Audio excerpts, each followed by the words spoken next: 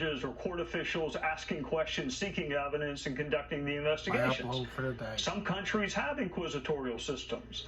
Ours is an adversarial system. There is tension, there's examination, there's cross-examination, there are prosecutors and defense attorneys, there are easy questions and hard questions. We chose this system because we believe the conflict, the tension, will bring about the truth. In our system, even victims of crime are cross-examined. Even children testify and are cross-examined. Support the channel. We've always thought highly of cross-examination in confronting witnesses and evidence.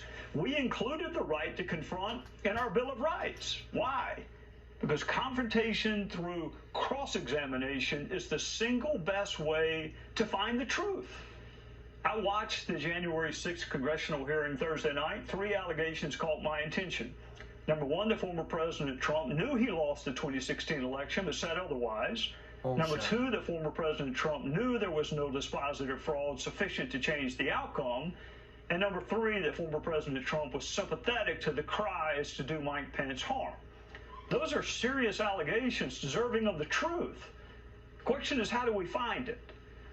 If you were asking the questions last Thursday night, you might want to know, who are the witnesses supporting these allegations? Who said the former president knew he lost? Who said the former president knew there was no significant fraud? Was the witness in a position to know these things? Did the witness have firsthand knowledge? Is the witness credible? Is the witness biased for or against the former president? Were others present? Is there corroboration? Did the witnesses share this information contemporaneous to learning it? Thanks for watching. If there are witnesses with firsthand knowledge, the former president was ambivalent. Subscribe. Whether the vice president should be physically harmed, those witnesses should be heard from immediately.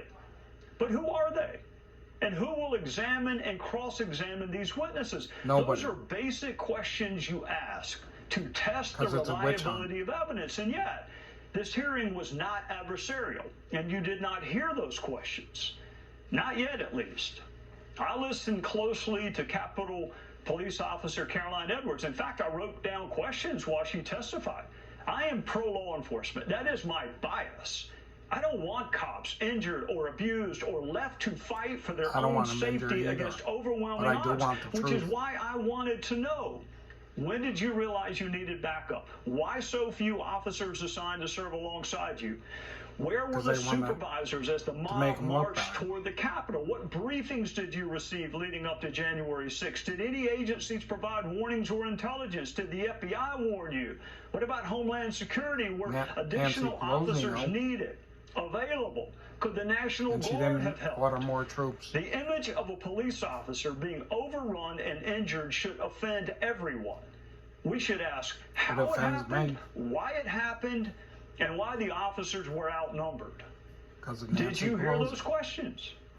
Cross-examination does not mean yelling or berating a witness.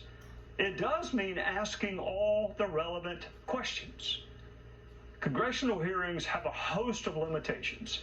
That was true when I was there, it's true now, and I suspect it always will be. They make for good television, but they're not always very good at finding the whole truth.